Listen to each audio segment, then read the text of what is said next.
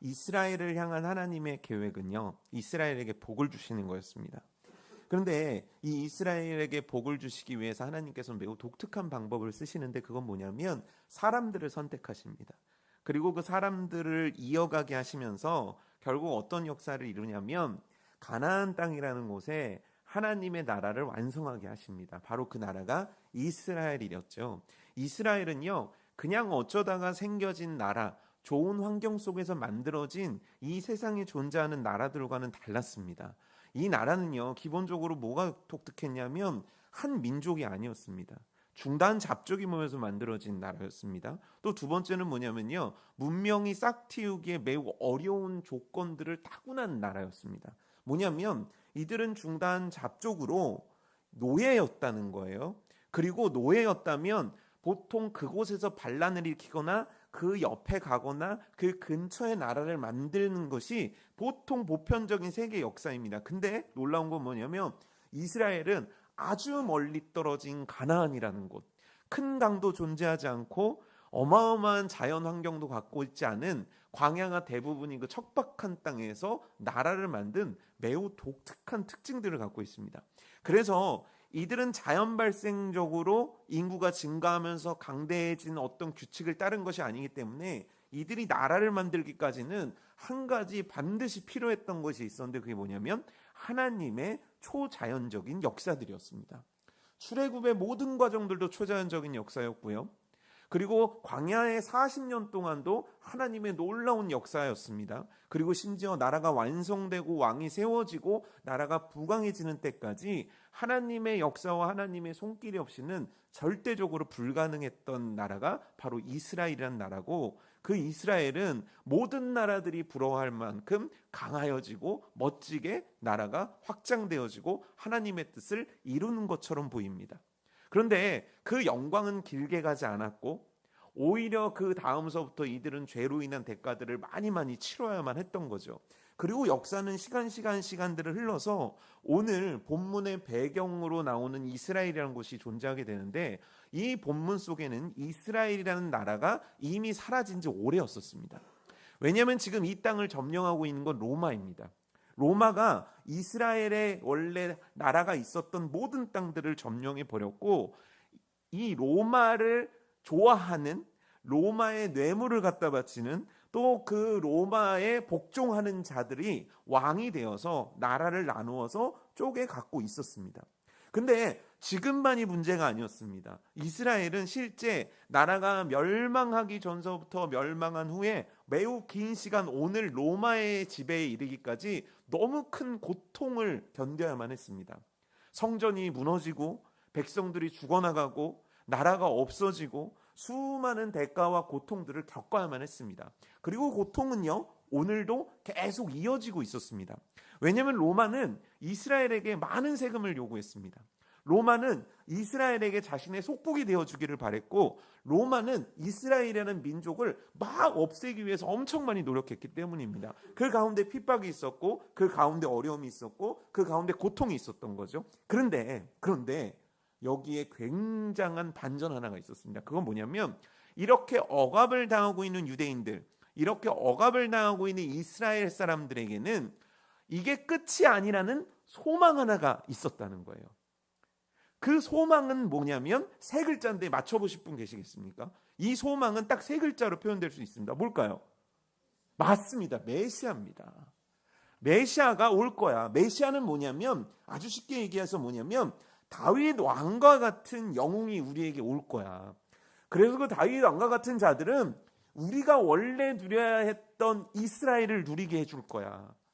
그들이 기억했을 때 이 이스라엘 땅의 최고의 전성기는 다윗 때였잖아요.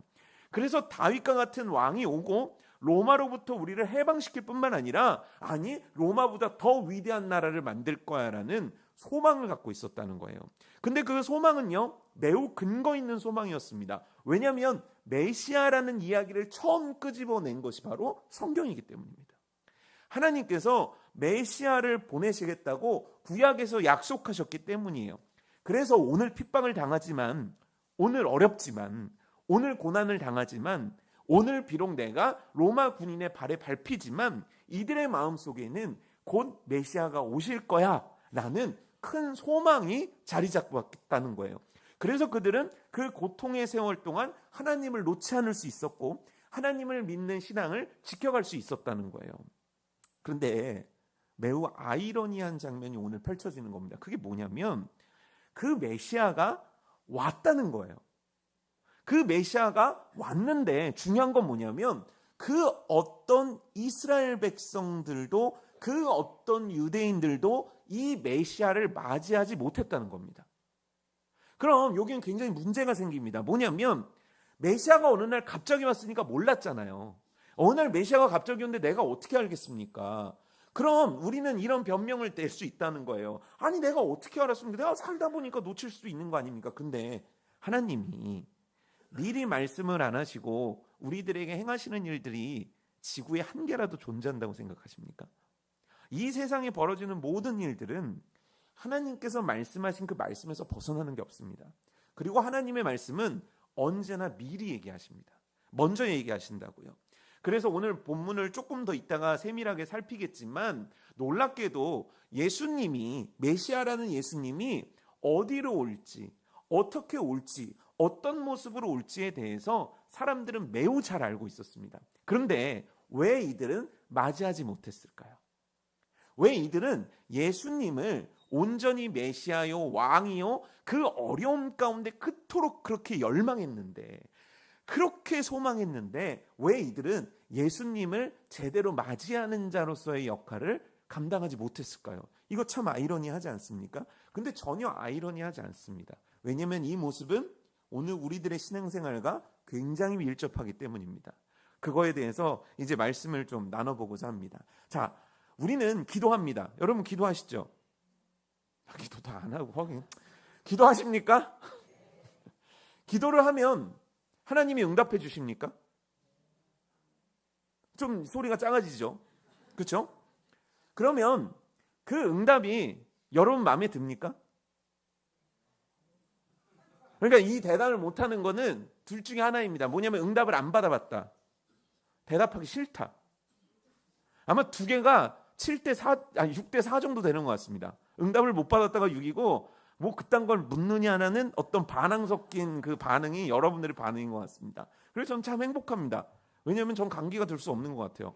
왜냐하면 바이러스가 침투할 때마다 여러분들이 열받게 해가지고 몸에서 열이 확 오르면서 바이러스를 다 죽이는 것 같습니다.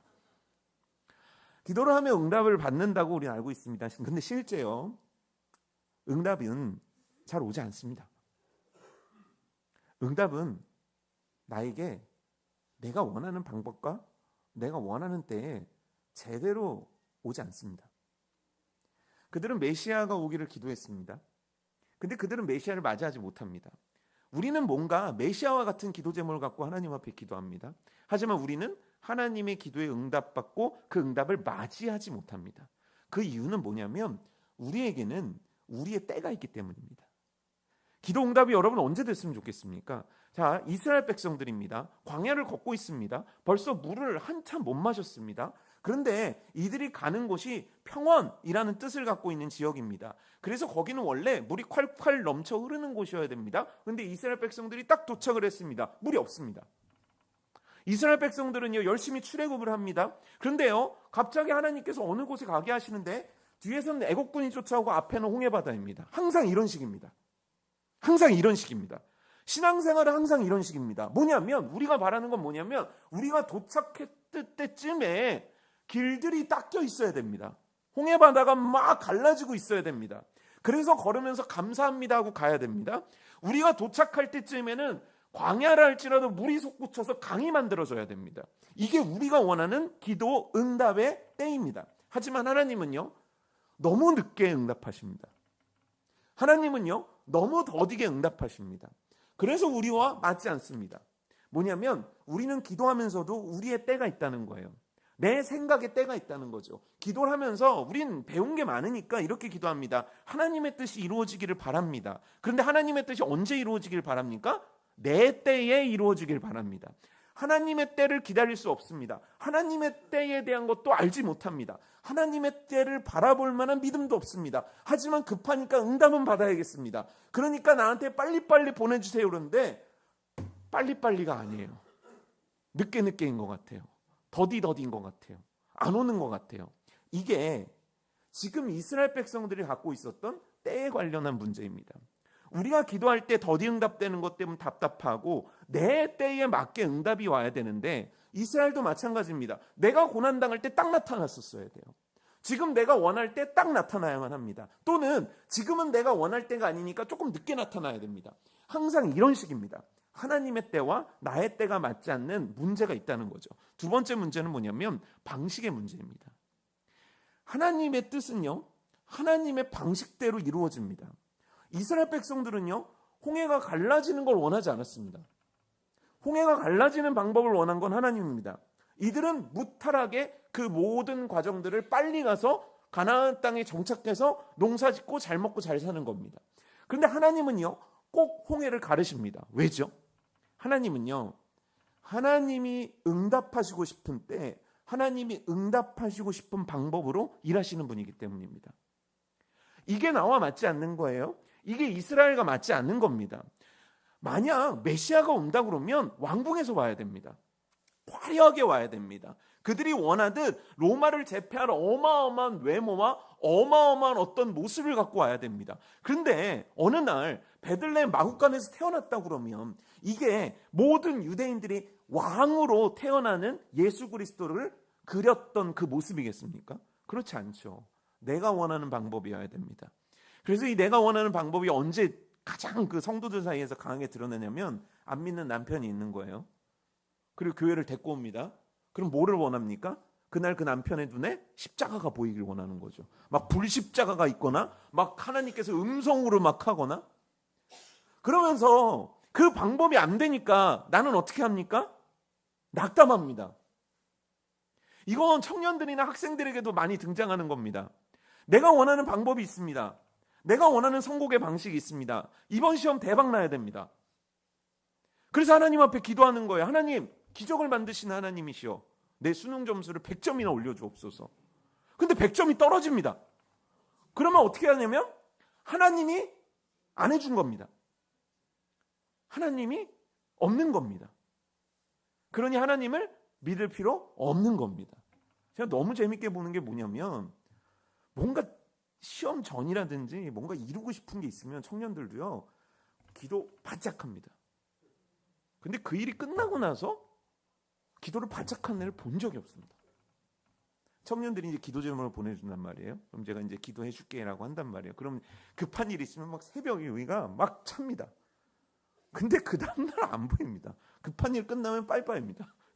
찔린 애들 좀 있습니다. 지금. 왜죠? 내가 원하는 방식이 나한테 자리 잡혀 있습니다. 왜 이스라엘은, 왜 유대인들은 내가 그렇게 그리고 기도하고 바라고 그 고통 중에 소망이라는 단어를 붙였던 메시아가 오는데 그 메시아를 제대로 맞이하지 못했는가? 그들이 원하는 때와 그들이 원하는 방법이 있다는 거예요. 그거에 맞지 않으니까 이들은 낙심하고 이들은 좌절하며 이들은 하나님의 뜻을 버리거나 이들은 하나님의 뜻을 중요하게 생각하지 않는 겁니다. 그래서 여러분, 하나님께서 우리에게 주신 게 있습니다. 여러분, 하나님의 때를 알고 계십니까? 아세요? 그럼 저한테 좀 알려주세요. 하나님이 어떻게 하실지 방법을 알고 계십니까? 아십니까? 모릅니다. 하나님의 때도 모르고 하나님의 방식도 모릅니다. 그런데 우리는 하나님께서 하나님의 때에 하나님의 방식으로 응답해 주신다는 것을 땡땡합니다. 이 땡땡은 뭡니까? 네? 예? 땡땡이면 두 글자는 뜻이잖아요. 뭡니까? 네? 아니 왜 저기 답이 계속 바뀌어요? 안 들려서 되묻는 거예요. 믿음입니다. 믿음은 하나님이 나한테 주신 거예요. 너 내 때 모르지? 너 내 방법 모르지? 그런데 이 때와 방법을 신뢰할 수 있는 방법 하나를 줄게. 내 때와 내 방법을 딱딱 맞출 수 있는 방법 하나를 줄게. 내 때와 내 방법을 누릴 수 있는 방법을 허락해 줄게. 그게 뭐라고요? 믿음이라고요. 그래서 우리들은요, 우리들의 간국 가운데 항상 이 문제로 씨름하게 되는 거예요. 때와 방법의 문제가 아닙니다. 궁극적으로 나에게 그 때를 주장하시고 그 방법을 주장하시사 가장 좋은 것을 나에게 주신다는 그분에 대한 믿음의 문제를 가지고 우리는 씨름하게 돼 있는 겁니다. 바라옵기는 사랑하는 성도 여러분들이요, 메시아를 맞이할 수 있는 믿음이 그들에게 없어 그들은 메시아를 맞이하지 못한 겁니다. 오늘 그 메시아를 맞이할 수 있는 믿음이 우리에게 있기를 주님의 이름으로 축복합니다. 기도하시는 제목들이 있지 않습니까? 그 제목들의 응답을 맞이할 수 있는 믿음이 여러분들에게 있기를 주님의 이름으로 축복합니다. 더딜지라도 응답하시며 내 때가 아니라 주의 때에 반드시 응답하신다는 그 믿음, 그 믿음으로 하나님의 뜻을 맞이하고 이루어드리며 감사하고 경배하고 찬양하는 것이 바로 여러분 되기를 주님의 이름으로 축복합니다. 그럼 이제 성경 속으로 좀 들어가 볼게요. 자, 이스라엘은요 결국 믿음이라는 것이 없어서 하나님의 때와 하나님의 방법을 바라보지 못하는 믿음 때문에 이들은 놓쳤다고 얘기했습니다. 자, 그럼 이 상황 속에서 어떤 스토리들이 펼쳐졌는가를 좀 자세히 알아볼게요. 어느 날 별이 반짝입니다. 요즘 별 보십니까? 거짓말요. 새벽에 일어나야 별을 보죠. 요즘 별이 정말 잘 보입니다. 여러분 어릴 적에 별 많이 보셨습니까? 요즘 친구들은 돈을 주고 별을 보러 가죠. 그렇죠? 돈을 주고, 저도 애들한테 별을 보여주겠다고 애들은 그 천문대 그 비싼 돈을 들여가지고 차를 끌고요, 굽이 지방으로 가서 산꼭대기로 올라갔더니 천문대가 있는 거예요. 그랬더니 그 사람이 설명을 하는데 여기는 토성의 고리도 보이고 모두 그렇다는 거예요. 그래서 제 마음이 얼마나 떨렸겠습니까? 내가 내 자녀들에게 쏟아지는 별을 보여주겠구나. 그런 생각을 했죠. 아, 이때 나는 이 별을 보고 무슨 설교를 해야 될까? 그런데 이게 웬일입니까? 그날 구름이 너무 많이 껴서 별 하나도 못 보고 온 거예요. 실제 우리는요 별을 보고 사는 사람들은 아닙니다. 그런데 과거의 사람들은요 별을 보며 살았습니다. 음력이라는 게 뭐냐면 달과 별의 움직임을 통해서 사계절의 흐름을 아는 겁니다. 그래서 우리나라도 보게 되면 세종대왕이 뭘 만들었네, 누가 뭐를 했네, 다 별에 관련한 연구와 별에 관련한 기록들이 세계 역사에 굉장히 많습니다. 해를 바라보면서 때를 측정하지 않고 별을 봤기 때문이에요. 이 고대 근동사에도 마찬가지입니다. 별을 바라보는 것은 왕과 귀족과 나라를 다스리는 사람들에게 매우 중요한 일이었습니다. 그 별의 움직임에 따라서 지금의 뭐를 해야 되는지를 결정했기 때문이에요. 그런데 여러분 잘 생각해 보십시오. 별자리가, 우리가 옛날에 학교에서 배웠던 별자리가 지금과 달라졌을까요? 옛날이나 지금이나 비슷할까요? 비슷합니다. 그렇죠? 그 별이 그 별입니다. 잘 생각해보면, 과학을 배운 요즘 세대들은 잘 생각해보면 어느 날 별은 갑자기 나타날 수가 없습니다. 육안으로요. 지금 별이 나타났다고 하는 건 뭐냐면 아주 비싼 만원경을 가지고 보다 보니까 옛날에 못 보던 별이 보인 겁니다. 그런데 지금 시대는 그 옛날 시대는 아닙니다. 육안으로 항상 그 위치에 그 별이 있습니다. 그래서 그 별자리의 이름도 있고요, 그 별자리의 스토리도 있었습니다. 그런데 어느 날 갑자기 하늘을 봤는데 별이 나타나는 일은 없다는 거예요. 근데 중요한 건 뭐냐면 그 별이 나타났고 그 별이 반짝였으며 그 별이 이동했다는 겁니다. 이건 무엇을 뜻하냐면 별을 보고 사는 그 당시에 누구든지 뭔가 일어나고 있구나, 뭔가 특별하구나, 뭔가 어떤 징조가 발생하고 있구나라는 것들을 누구나가 추론해 볼 수 있는 시대적 상황이 되었다는 겁니다. 이해가 되십니까? 그러면 이들은 어떻게 하냐면 그 당시는 이런 현상이 일어나게 되면 옛날 책들, 옛날 전설들, 옛날 예언들을 보게 돼 있습니다. 동방박사들은요 어느 날 그 별을 본 겁니다. 그리고 그 별이 심상치 않은 의미라는 걸 알게 된 겁니다. 그들이 이것이 메시아다, 이것이 예수님이 나타나는 별이다, 그것까지 알았는지는 모르겠습니다. 하지만 그들은 별을 보던 자들이었고 그 별을 보고 그들은 결정을 하게 됩니다. 그 결정은 뭐냐면 저 별의 의미는 특별하다, 그러니 저 별을 따라가야만 한다. 그리고 그 별이 있는 그 자리에서 우리가 준비한 어떤 것을 해야 된다라는 것 정도는 충분히 깨달은 상황이었습니다. 어쩌면 그 이상 더 깊이 알았을 수도 있습니다. 그럼 이제 동방박사는 누구인가에 대해서 우리가 참 궁금해하지 않습니까? 박사님으로 배웠어요. 옛날에 주일학교 때는 별을 공부하는 박사님으로 배웠는데 이 동방박사들은요 실제 그 박사가 아닙니다. 그럼 뭐냐면 조그만 성의 왕들이었다고 해요. 옛날에는 한 나라에 왕이 엄청 많았거든요. 그러니까 한 성이나 한 지역의 영주쯤 되는 왕이었던 거예요. 그들에게 있어서 매일매일 별을 보는 건 그 땅이 먹고 사는 문제와 관련돼 있기 때문에 자주 그 별을 봤던 거죠. 그런데 이 세 사람이요 어느 날 그 별을 보고 따라가기로 결정을 한 겁니다.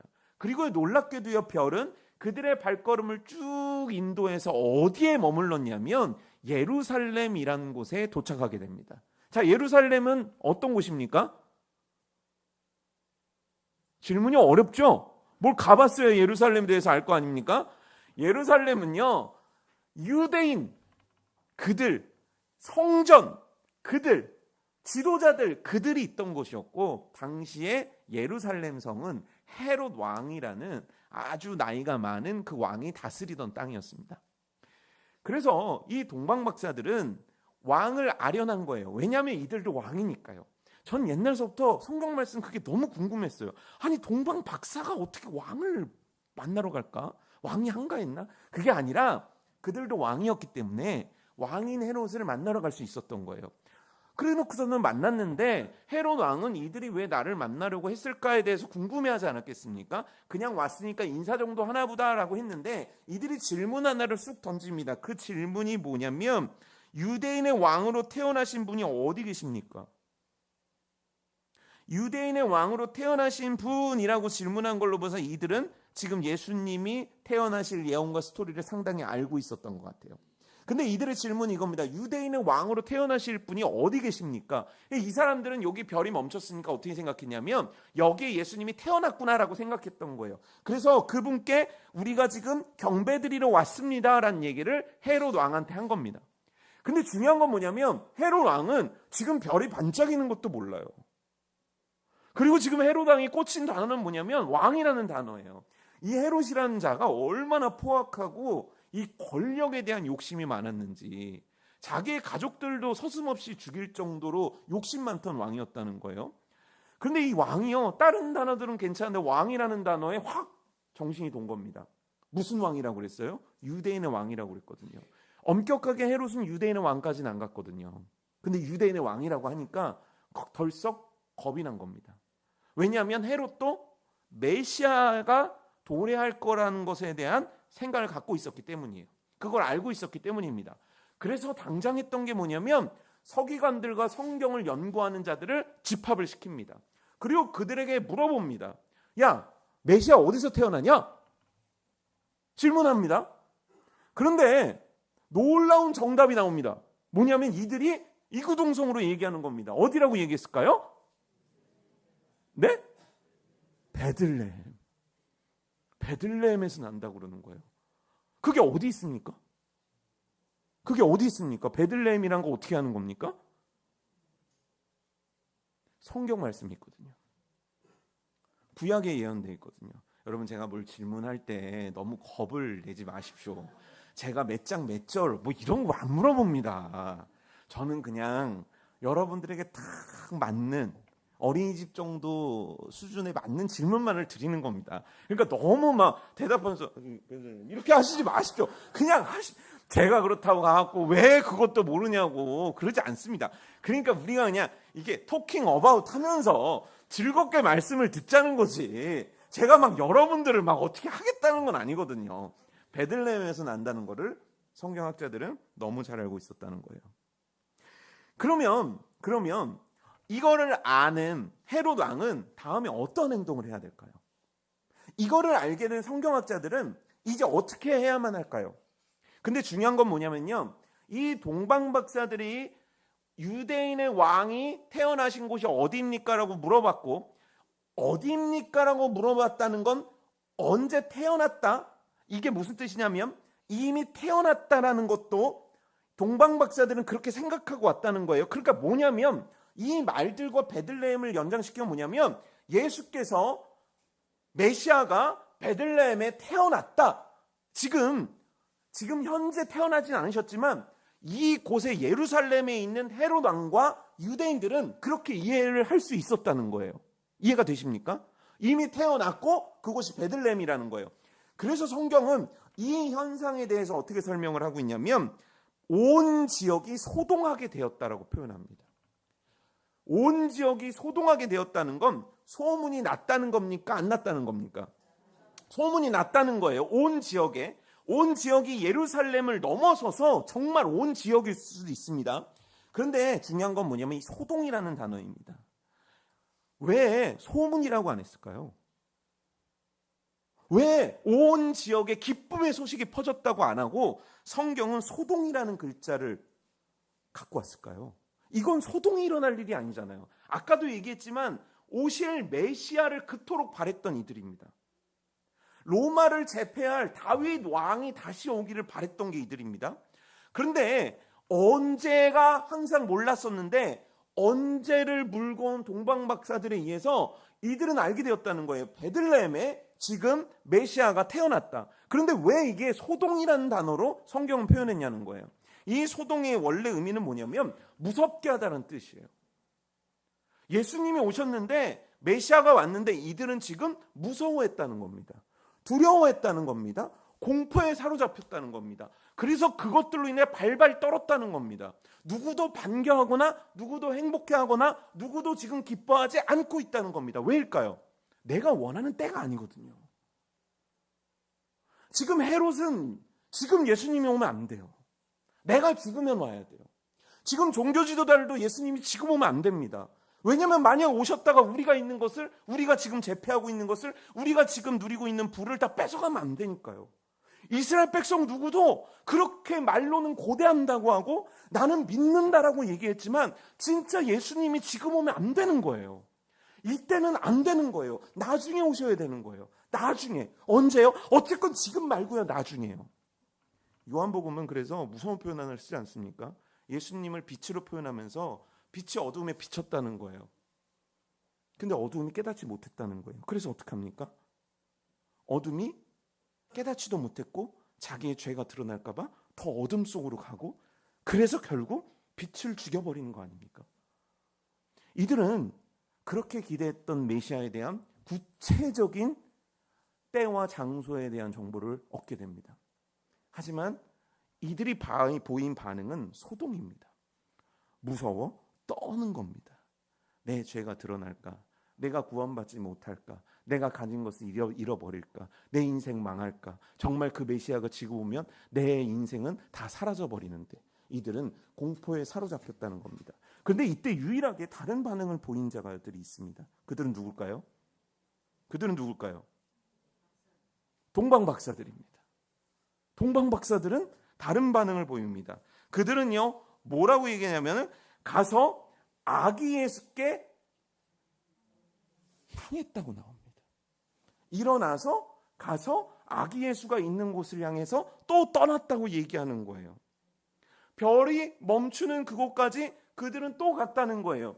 베들레헴이란 구체적인 대답을 듣고 이들은 지체하지도 않고 멈춰 서지도 않고 바로 일어나서 예루살렘에서 베들레헴까지 향했다는 거예요. 그리고 그들이 보인 반응이 오늘 말씀 속에 나와 있는 거예요. 그게 뭡니까? 10절 한번 읽어볼까요?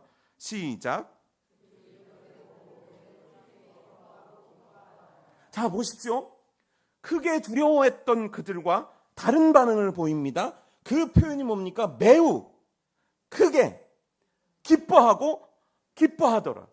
여러분 살면서 매우 크게 기뻐하고 기뻐해 보신 적 있으십니까? 네? 있으십니까? 언제입니까? 또 막 그래요. 예수님 만났을 때, 성령 충만 받았을 때 막 또 이래요. 실제 있잖아요. 매우 크게 기뻐하고 기뻐하다라는 표현 자체가요. 우리들에게 익숙한 표현이 아닙니다. 우리들이 쓸 수 있는 표현은 매우 기뻐했어. 크게 기뻐했어. 기뻐했어. 요 정도일 겁니다. 근데 동방박사들은요, 차원이 다른 모습을 보여주고 있는 겁니다. 이들이 보인 모습은 뭐냐면 매우 크게 기뻐하고 기뻐했다는 거예요.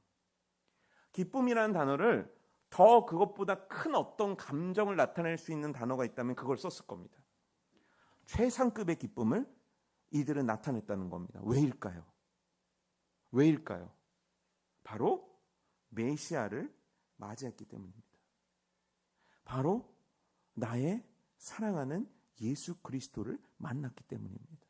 왜 기뻐했냐고요? 사모했으니까요. 왜 기뻐했냐고요? 사랑했으니까요. 왜 기뻐했냐고요? 기대했으니까요. 이 믿음이 이들에게 있었다는 겁니다. 그래서 이들은 다른 사람 그 누구도 하지 못했던 기쁨을 하나님 앞에 보여드리는 겁니다. 근데 여러분, 이거 너무 이상한 거 아십니까?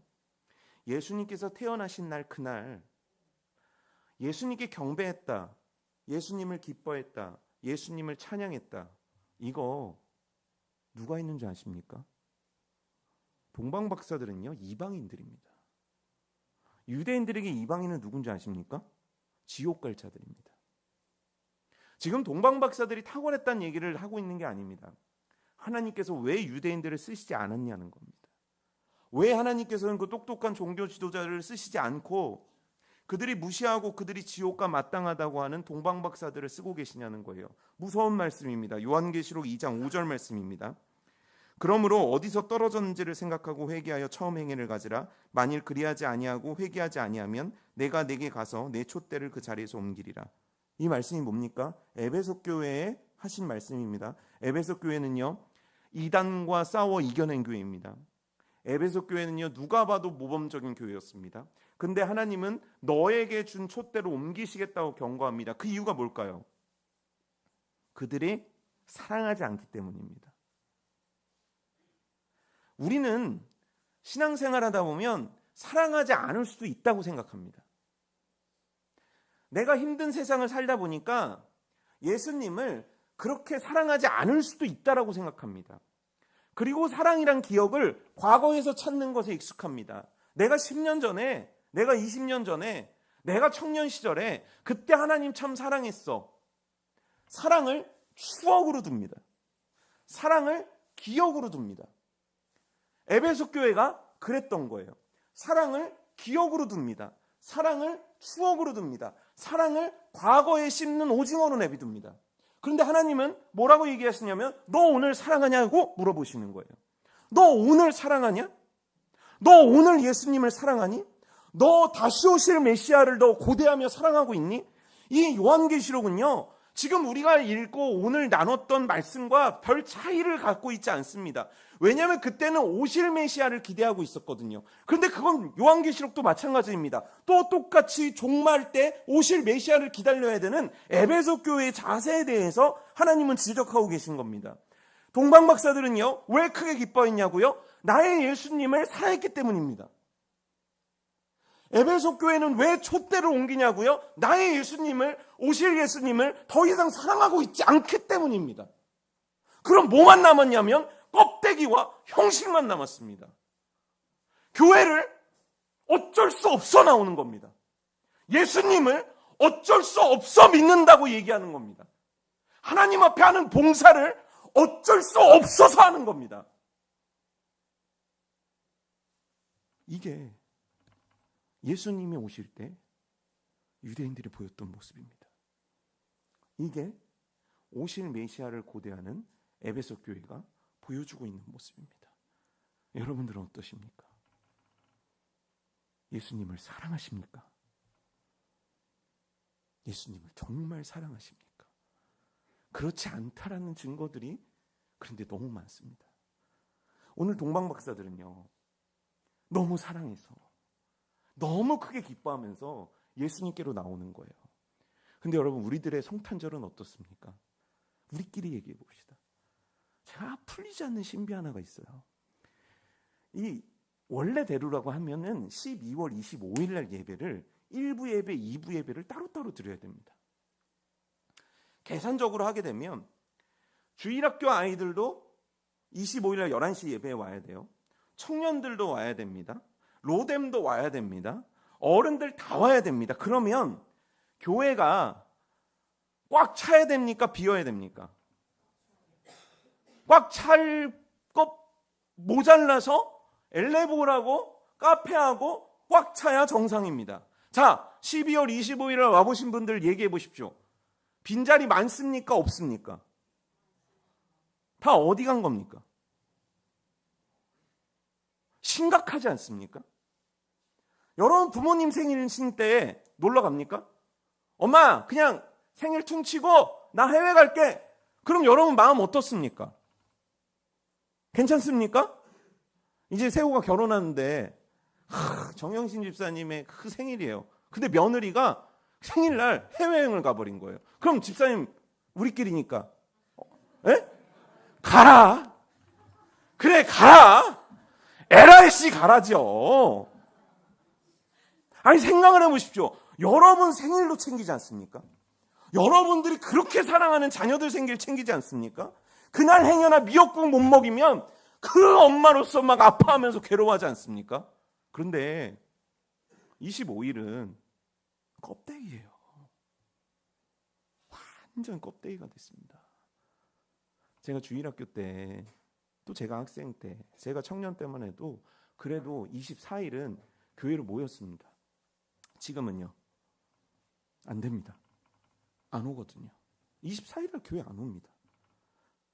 미국 교회는 사실 10여 년 전, 20년 전서부터 25일 날도 안 모였거든요. 근데 너무 충격적인 건 뭐냐면 지금 우리나라 대형 교회들도 25일 날 예배 드리는 교회가 점점 줄어듭니다. 그래 놓고서는 합니다. 가족들과의 사랑을 나누라는 거예요. 아니 그렇게 가족을 사랑하면 평상시 나누지. 왜 밥을 꼭 25일, 24일 날 먹어야 되는 겁니까? 나는 나오니까 그래도 괜찮으십니까? 여러분 예수님이 태어나신 날 정말 마음 다해 찬양해 보신 날이 언제입니까? 진짜 마음에 들끓는 사랑으로 주님 앞에 표현할 길이 없어 막 마음이 두근두근 거렸던 때 있으십니까? 그냥 형식 아닙니까? 그냥 피곤한 날 아닙니까? 그냥 교회 왔다가 그냥 도장 한번 찍고 가는 날 아닙니까? 평생에 예수 그리스도의 태어나심을 기념할 수 있는 기회는요 많아야 7, 80번입니다. 그것도 건강하게 온전하게 그 날을 정말 내가 깨어서 맞이할 수 있는 날은요 그보다도 적습니다. 어떻게 보내고 계십니까? 이 심각한 거 아닙니까? 그래서 사람들은 얘기합니다. 세상이 여러분 잘 들어보십시오. 그리고 여러분들 과거를 그리고 현재를 계속 생각해 보십시오. 세상이 예수님 믿지 못하게 만든 적 있습니까? 세상이 여러분들로 하여금 예수님을 믿지 못하게 만든 적이 있습니까? 한 번도 없습니다. 한 번도 없습니다. 단 한 번도 존재하지 않습니다. 우리가 교회를 초라하게 만드는 거고 우리가 예수님의 태어나심을 초라하게 만드는 거지 세상이 우리로 하여금 뭘 하지 말라고 한 적이 없습니다. 우리가 모이기를 패한 거고 우리가 모여서 찬양하기를 중단한 거고 내가 나이 먹다고 포기한 거고 내가 여건이 이러니까 안 하는 거지 세상이 예수 그리스도를 찬양하고 경배하면 가서 구속하고 이러지 않습니다. 우리 스스로가 초라하게 만드는 겁니다. 우리 스스로가 가장 비참하게 만들고 있는 겁니다. 나를 구원하러 오신 그분을 말입니다. 아니라고 얘기해 보십시오. 제 앞에서 아니라고 한마디라도 해보십시오. 오늘 집에 12시에 보낼 테니까. 생각해 보십시오. 제가 어렸을 때 교회에서 뭘 줬냐면 크리스마스가 되면 그땐 왜 그랬는지 모르겠는데 꽃가루를 만들어 줬습니다. 과자를 그냥 한 봉지 두 봉지씩 시원하게 주면 되는데 이렇게 투명 포장지로 꽃가루를 만들어 갖고 거기다 요만한 걸 주는 거예요. 그런데 온 동네 애들이 다 왔습니다. 오면서 예수님을 믿든 안 믿든 상관없습니다. 야 오늘 예수님의 생일이라며? 그리고 옵니다. 희한하죠? 24일이 되면요 그 주일학교 뭐 봉연하고 행사하냐고 사람들이 막 옵니다. 그런데 세상 사람들은요 24일이 되면 갈 곳이 없습니다. 갈 곳이 없어서 백화점을 가는 거고 갈 곳이 없어서 술 먹으러 가는 겁니다. 왜요? 교회 문이 다 닫혀 있거든요. 왜 이렇게 됐는지 모르겠습니다. 분명한 건 세상 책임 아닙니다. 확실한 건 목사인 제 책임입니다. 그리고 여러분들 책임입니다. 나의 예수 그리스도의 가치를 가장 밑바닥으로 내려서 더 이상 밑바닥으로 추락시킬 곳이 없을 만큼 집어쳐놓고 있는 우리들의 악함입니다. 유대인들 욕하지 마십시오. 유대인들 욕할 자격이 없습니다. 여러분 스스로를 욕하십시오. 여러분 스스로를 애통하십시오. 나의 예수님을 이렇게 초라하게 만드는 건 있어서도 안 될 일이며 있을 수도 없는 일입니다. 대단한 거 하라는 게 아닙니다. 최소한 왔어야죠. 호기심이라도 베들레헴으로 왔어야죠. 무서워서라도 왔어야죠. 와서 봤어야죠. 보고 박수라도 쳤어야죠. 이 최소한의 것도 하지 않는 이들의 모습과 오늘 우리들의 모습은 너무 닮아 있다는 겁니다. 잘 생각해 보십시오. 다시 물어보겠습니다. 예수님을 사랑하십니까? 사랑을 보여주십시오. 동방 박사들은 기뻐하며 크게 기뻐하며 나의 예수님께 경배를 올려드렸습니다. 그게 우리가 보여야 할 12월의 헌신된 모습임을 합니다. 갑자기 우울해졌죠. 근데 너무 소름 돋는 건 뭐냐면 이런 얘기를 해야 우울해진다는 거예요. 이런 얘기라도 해야 아 그랬구나 느낀다는 거죠. 제가 그래서 기도 제목으로 낸 게 있는데 내가 살아온 일생 평생 다 통틀어서 2024년 12월 25일 예수님께 가장 뜨거운 사랑을 보일 수 있게 해달라고. 하나님이 사랑을 뒤집든지 어떻게 하든지 내가 나의 예수님을 이토록 사랑합니다라는 표현을 내가 이번 성탄절에 하나님 앞에 제대로 올려드리게 해달라고. 여러분 이게 여러분들의 기도 제목 되기를 주님의 이름으로 축복합니다.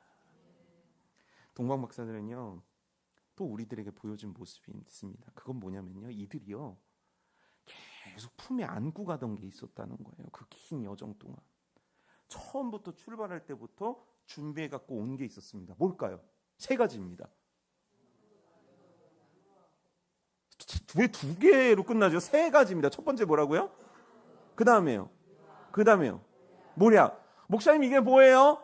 여러분들 교구 목사님들한테 물어보시고 지금 시간이 너무 많이 갔어요. 그러니까 제가 줄여서 어찌됐건 보물 세 가지를 마음에 품고 왔다는 거예요. 그리고 나서 아기 예수님께 드렸다는 겁니다. 이게 뭐냐면 우리들이 준비하여 드림이 필요하다는 거예요. 동방 박사들은요 준비해서 드렸다는 거예요. 그러니까 다 또 이제 설교 많이 들으신 목사님들은 집사님들은 또 헌금 내라고. 여러분 제가 누차 얘기하지만 헌금을 내든지 마시든지 알아서 하십시오. 그리고 착각하지 마십시오. 하나님은 여러분들의 헌금을 요구하시지 않습니다. 하나님을 그 정도 쪼잔한 분으로 만들지 마십시오. 하나님은요, 잘 들으십시오. 이거 듣고 주무십시오. 하나님은요, 여러분들의 헌금을 원하시지 않습니다. 그럼 뭘 원하시냐면 여러분들의 전부를 원하시는 분입니다. 전부요. 그 전부가 뭡니까? 내 건강도, 내 열정도, 내 노력도, 내 모든 걸 원하시는 분입니다. 동방 박사들은요, 그걸 준비해서 하나님 앞에 드렸다는 거예요. 그리고 그들은요, 그 드리기 위해서 그들이 있던 자리에서 일어나 예수님께로 곧장 향했다는 겁니다. 동방 박사들은 이걸 한 거예요. 주님께 크게 기뻐하며 경배 올려드린 것, 준비하여 일어나 주님께 모든 걸 드린 것.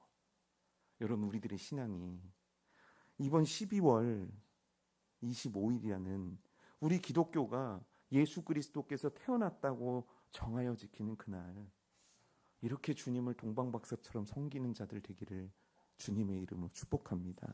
찬양하겠습니다.